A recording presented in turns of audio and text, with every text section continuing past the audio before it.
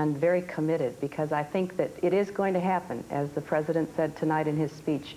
It will happen this year, because we can't wait any longer. We can't afford to let the system continue to do what it's doing. So I think all of us are very ready to take on this challenge and get the job done.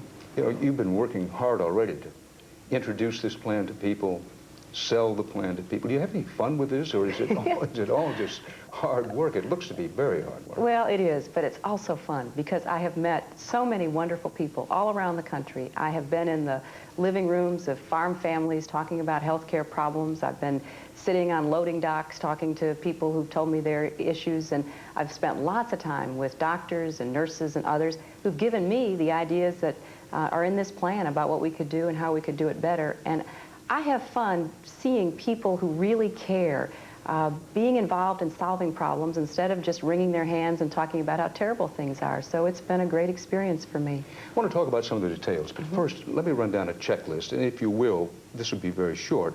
Just give me a yes or no answer. Will every legal resident of the United States be covered under this, including the 37 million now who have no coverage? Yes. Will this entail any major increase in taxes? No. Will this help reduce the deficit, perhaps by as much as $91 billion, a figure often mentioned? Yes, it will help reduce the deficit.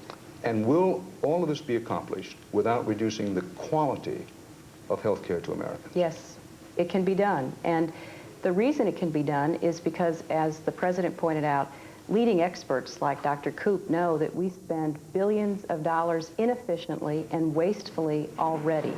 And I think for many Americans, it is a personal experience that they have had. They know that there is waste in the system. They may not know how much there is, but we are committed to getting that out and using the savings that will be available once we get the system working more efficiently, and not imposing any kind of new big tax on Americans, because why would we want to put even more money on top of a system in which there are so many savings that we should be able to realize first? And that's how we think about it. The reason I wanted to tick those off, and you said, yes, it will cover the 37 million not covered. Yes, every legal resident of the country is covered. Yes, it will help reduce the deficit. No, it will not decrease quality. It sounds too good to be true.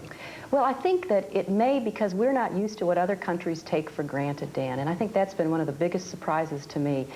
As I have learned about this, and I have tried to study it because I didn't know and wasn't an expert when I started, you know, most countries with whom we compete spend less money per citizen on their health care system, insure everybody inside their borders, and provide more benefits than most of our average insurance policies do here. And the one example we have here in our country that does nearly the same is Hawaii, which, because employers are required to cover their employees, nearly 100% of all Hawaiians have access to health care. They emphasize primary and preventive health care. They spend less money per citizen than we do in the rest of the country. And I think there are enough examples, whether you look at that state or you look at a Mayo's Clinic like the President cited, that is one of the finest healthcare facilities in the world. They haven't raised their rates as fast as many other parts of our healthcare system has. In fact, have kept them below 4% this past year. We know it can be done because it's being done all over the United States. It's just not being done everywhere at the same time. Now, the President underscored that no one should think that this comes without sacrifice. It is going to have to be paid for. As I understand it, correct me as we go along here if I'm wrong, that the emphasis in the President's plan is one that requires businesses to take a lot of the burden of cost. The Republicans have proposed an alternative, which, as I understand it, places the greatest burden on individuals. Why is President Clinton's plans better than those of the Republicans? Well, I think the first thing I would like to say is that we are very impressed by the Republican approach, because there are so many features in common. The Republicans believe that there does have to be an individual requirement. Every individual has to be insured, just as some states now require people to have auto insurance. We think that the burden ought to be shared, as it is now in our country, between employers and employees. But we're not that far apart. Once we recognize that we can't not get to universal coverage unless we require people to make a contribution. The reason that the President believes that the employer-employee system will work better is because it's what is already working. That's the first point. Most of us get our insurance through our workplaces.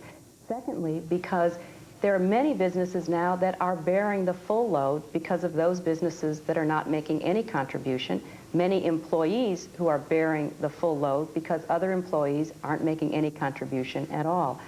And I think the other point is that we would worry that if individuals were required on their own, we wouldn't know quite how to keep track of all of them. And we would worry that employers who now insure employees would stop doing so because there wouldn't be any reason or certainly any requirement for them to continue doing so.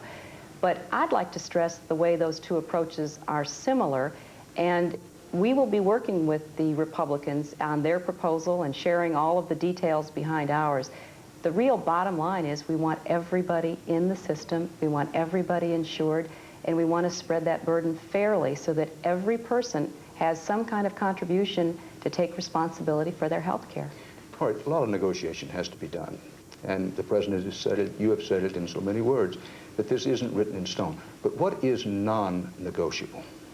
I think that the principles the President laid out are non-negotiable. The details as to how we fulfill each of those principles, we are open to discuss. But for example, we believe we have to have every American insured. Any plan that would not result in every American being insured as soon as possible is something that we don't think will work, that we will only have to revisit the problem if we do not get every American insured. So that's an example of a principle that we believe very strongly in, but the details as to how we would actually achieve that is what we're going to be talking about in the country. And true or untrue, that there is going to be built to achieve that another huge government bureaucracy with all that that entails. No, not true. Right now we have probably, as the President said, the most bureaucratic healthcare system in the world, both in our federal system through our programs of Medicare and Medicaid, and in the private system where insurance companies have millions of forms and all kinds of checks to check the checkers and all the things that we now pay for that we don't need. We think we will immensely simplify the system. We will remove a lot of the bureaucracy and the regulation from it. And we will keep striving as we develop this bill to get it as slim and as inexpensive as it can be. We don't want to spend money on forms for people to fill out. We don't want to take nurses away from the bedsides of very sick children. We want the money we spend on health care to go to health care. You know, as I hear you talking, and as I have before on the subject, I don't know of anybody, friend or foe, who isn't impressed by your grasp of the details of this plan. I'm not surprised because you've been working on it so long and have traveled so hard and listened to so many people.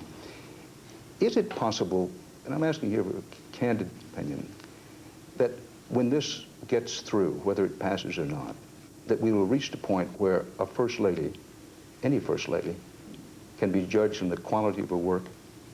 Well, I hope that every woman will be judged on her work, her contribution to her family, what she thinks is important. I am very grateful for this chance to not only help my husband, but serve my country. I mean, it's very important to me. But I think all of the women who've been in this position before me have made their contributions. And I don't want to substitute one stereotype for another. I want every woman, whether she be married to a president or out there supporting a family as a single parent or everything in between, to feel that she is a worthy, valuable person who's making the contribution that is right for her. And that's what I hope we'll be able to do. And if I've contributed in some way to helping women be seen as who they are and not as how someone else expects them to be, I think that'll be good for all of us. All of that having been said, did you or didn't you find a time when you found yourself sort of thinking, I wonder how I can keep Bill from talking about health care? Or was there a time when he just said, Hillary, I love health care, I'm into it, but can we please talk about something else? Yeah, we've had to impose moratoriums on each other during the last 8 months, say, you know, no more talk about any of this business stuff. We're just going to watch a movie or, you know, have some fun. Yeah, we've had to remind each other of that. Well, speaking of having fun, I'm told repeatedly that you're prepared to go to hell and back if necessary to sell this program to the American people. But the question, are you prepared to do as Vice President Al Gore did to sell one of his favorite projects? Are you prepared to pay the ultimate price and go on David Letterman? Well, I don't know about that. I mean, you got to draw a line somewhere. I'm not sure about that. He was awfully good, though. I thought he was terrific. Mrs. Clinton, thank you very much, Hillary Rodham Clinton. We appreciate your coming. Thank you very much. Thanks And now for let's go having me. back over to the Rayburn office building in Connie Chung.